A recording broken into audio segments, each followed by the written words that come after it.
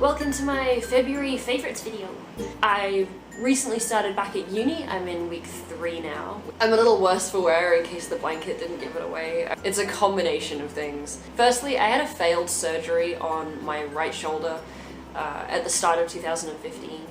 And it was supposed to tighten everything up. It was the second time I'd had that surgery. The first time went great, but like maybe 2 years after the first surgery, I dislocated my shoulder really badly climbing into bed because yes.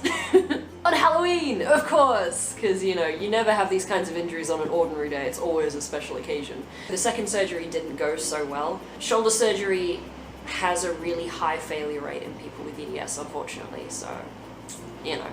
At the moment, I've got a lot of tendonitis and bursitis in this shoulder, and it's just killing me lately.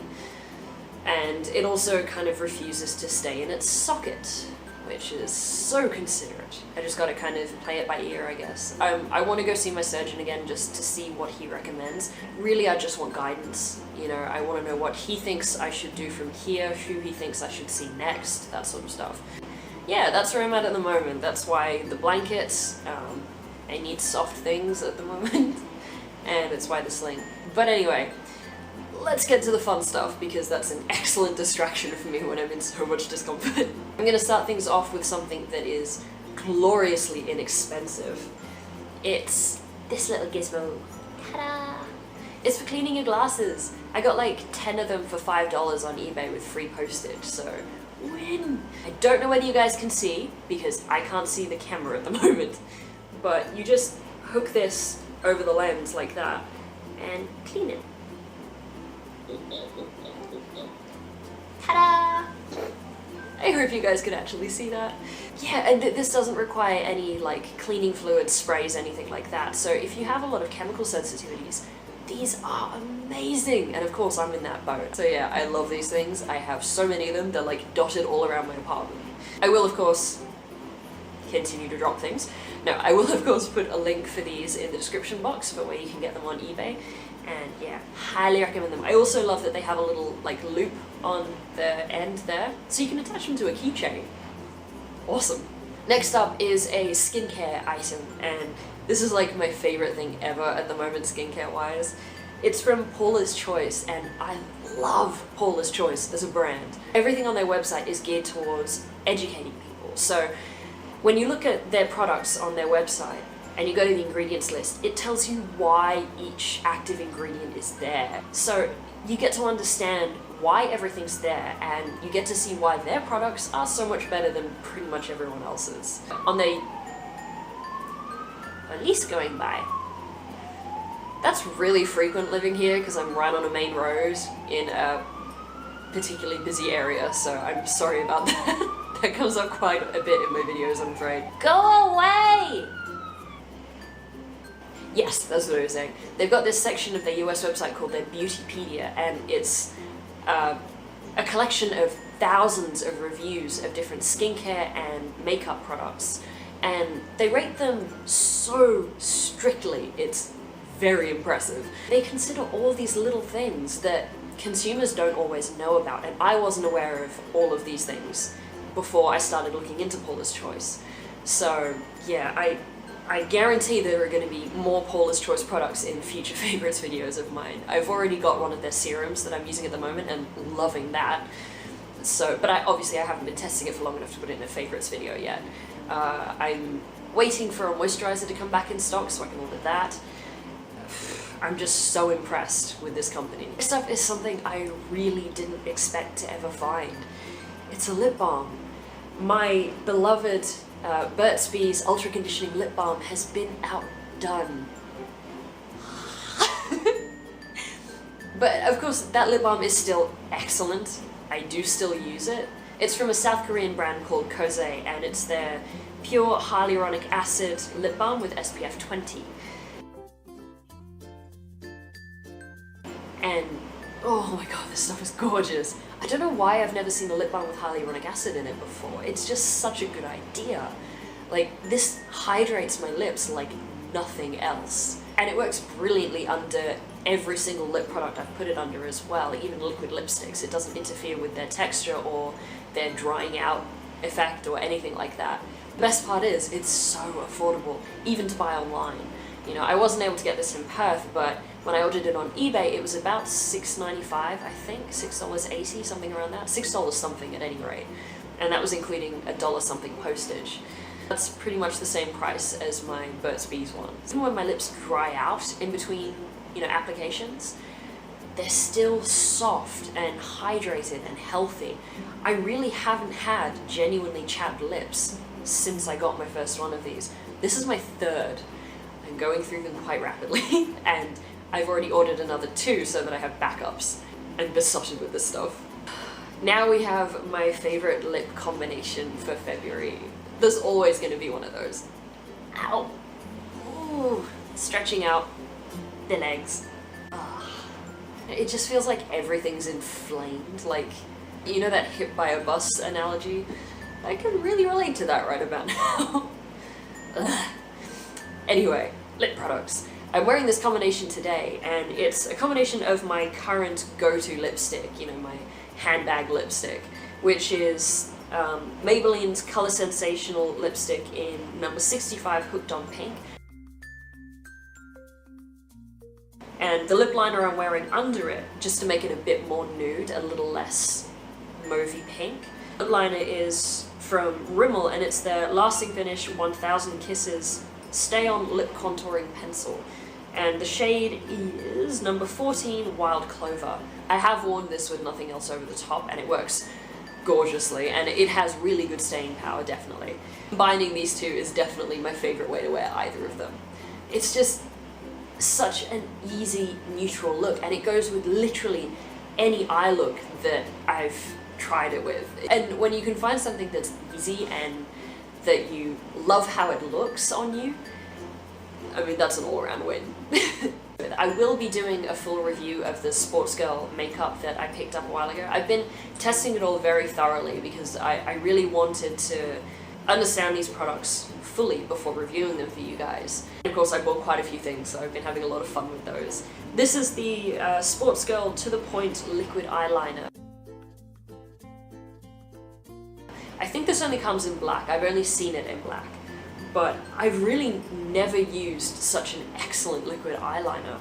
It's kind of halfway between a brush tip and a felt tip. It's like a felt tip with a flexible brush on the end, and you can get a really nice fine point with it. You can get a really sharp wing. And you know, for me that's really important, because with hooded eyes, it's really hard to do. This also comes out really solid, dark, matte black. I found it really difficult to find a really good black liquid eyeliner that shows up as boldly as this one does over glittery shadows. Glittery shadows. Word noises. I definitely prefer this to the Stila Stay All Day, which dried out on me way too quickly, and I just found it was too wet. It was really messy. It was just difficult for me to use with my hands being as uncooperative as they can be. I also prefer this to the Maybelline, I believe it's called their Master Precise liquid eyeliner. That one just came out sort of grey on me. It never came out a strong enough black. And especially over glittery shadows, it just barely showed up at all. If you've had that problem with it, let me know in the comments, because I have heard really good things about the Maybelline one. I was just disappointed with it. But yeah, this one is hands down the best black liquid eyeliner I've used, so I cannot recommend it highly enough. Next up is a high-end item. I'm so in love with these blushes. Oh my god. It's the Clinique Blush Pop range. And the one I have here is in 13 Rosy Pop. It's just so pretty! It's this one here. It's just this gorgeous, slightly mauve rosy pink. And it just gives such a natural flush to your skin. It's so finely milled that it doesn't look like a powder. It just looks natural, and that's exactly what I want out of a blush. For me, I like my blush to be subtle, and I like it to look natural, because that's what I tend to go for. Bold eyes, bold lips, and I want everything else to look as natural as possible. So for me, this is just perfect. There are bolder blushes in the range. I think there's one called Plum Pop. More of a berry tone, I guess. And I definitely recommend checking that one out if you like bold blushes. There are some with a very fine shimmer to them, so they have a sort of highlighting effect. This one is completely matte. If you're after a really nice, natural looking blush that you can just wear every day with whatever else is on your face and have it work and be completely foolproof, definitely check this one out. It's just, oh, it's my precious. I'm going to follow that up with a more sort of affordable end product. I'm sorry this is so mucky because I used it today, but this is my Real Techniques Miracle Complexion Sponge, I think it's called. And it looks like this. And this is so much better than the Beauty Blender. Oh my god. I can so see why everyone's saying that. Like, I've used the Beauty Blender and I've used a complexion sponge from Chi Chi, basically because I couldn't afford to replace my original Beauty Blender. And the one from Chi Chi was awful, to be quite honest. It was really tough and it felt kind of rough on my skin and left like a spongy texture to my foundation. This is just gorgeous. You get the most flawless finish. It can make even foundations that are slightly difficult to work with, it can make them look natural and flawless, and that's exactly what I want out of my foundations. You know, as I said, I want everything except my eyes and my lips to look as natural as possible. I do find as well that with my hands being the way they are, this is a really easy way to apply foundation. And again, it's foolproof because you don't have to worry about blending things excessively like you would with certain brushes, and you can even apply full coverage foundations with this really effortlessly. So if you have trouble with your hands, definitely check this one out. I think it's around the $16 mark from Priceline. Okay, my last favorite for the month of February is another high-end product. I always say that I want to tell you guys about affordable products that I find as my priority, but obviously if I come across high-end products that I absolutely fall in love with, you know, that are just mind-blowingly good, of course I'm going to tell you guys. This is the Stila Aqua Glow Serum Foundation. It's a new product from Stila, and as soon as it came out at Mecca Maxima, I rushed out and got a sample because this is billed as being the perfect foundation for people with super dry skin. And I have never found a foundation as good for super dry skin as this one. Like, previously, my Urban Decay Naked Skin Foundation has been my holy grail, and I still absolutely love that foundation. But this one really has beaten it. It's just unbelievably luxurious. So if you have super dry skin, or even moderately dry skin, I definitely recommend checking this one out. On the back of the bottle and on the box, it recommends using your fingers or their Stila brush number 33 to apply it, but I have found the best way for me to apply it is with my Real Techniques, you know, complexion sponge. But I mean, I haven't used any foundation that didn't work for, so that's hardly surprising. And it doesn't suck up a whole lot of foundation, even with something as liquidy as this. But anyway, back to this stuff. I also love that the shade Fair in this one, which is this one here, is actually pale enough for me. And usually the palest shade of a foundation is way too dark for me. Like, I feel like grabbing the manufacturers of these foundations by the collar and shaking them and saying, "This is not alabaster, you know, ivory my ass," because they're just not pale enough. Like, how can you call it alabaster when it's practically tan, you know? But this stuff is beautifully pale. Like, I'm wearing it now and it matches my neck. Like, to me that's mind-blowing. And I do feel that this is probably a minuscule amount paler than the Urban Decay Naked Skin in 0.5, which of course is my shade in that one. It's just a little bit closer to my super paleness than that one is. It's also nice that you really do only need a very small amount of this to cover your entire face and, you know, sort of around this line here. Because of course it's very liquidy, but it's also billed as being medium to full coverage. So, you know, it's medium coverage on its own, but then you can build it up to full coverage very easily. It will never look cakey, I guarantee that. And it has a really beautiful glowy look to it as well because it's so hydrating. It just makes your skin look fresh and dewy and luminous. You know, it gives you that really healthy, youthful look. But yeah, this is my new Holy Grail foundation. Okay, on to the fails. The first one is actually a highlighter, allegedly. It's from Maybelline, and I haven't seen this one in Perth, but I ordered it online, and it's their Touch of Light Luminizing Face Glow. This stuff is nothing but glitter. It's literally just a tube of glitter in a gel. I don't know how well you guys can see that little splodge there, but you can see it looks very bronzy. It looks like it would be beautiful. But then when you blend it out, all you're left with is nothing. Just glitter and gel. It's like the only pigment in it is from those glitter particles, and once you blend it out enough that it's not gonna look like a stripe of bronze on your, you know, the top of your cheekbone. Damn, I wish that would show up better. But yeah, it's just these chunky little bits of bronzy, goldy glitter and wet stuff. You know, sure, if you like glitter and you want to have actual glitter on your face, then totally, this stuff is right up your alley. But as just, you know, a sheen of highlight, that's not what this is going to do. Following on from that, there's a brow product, and this is the Maybelline New York Brow Satin.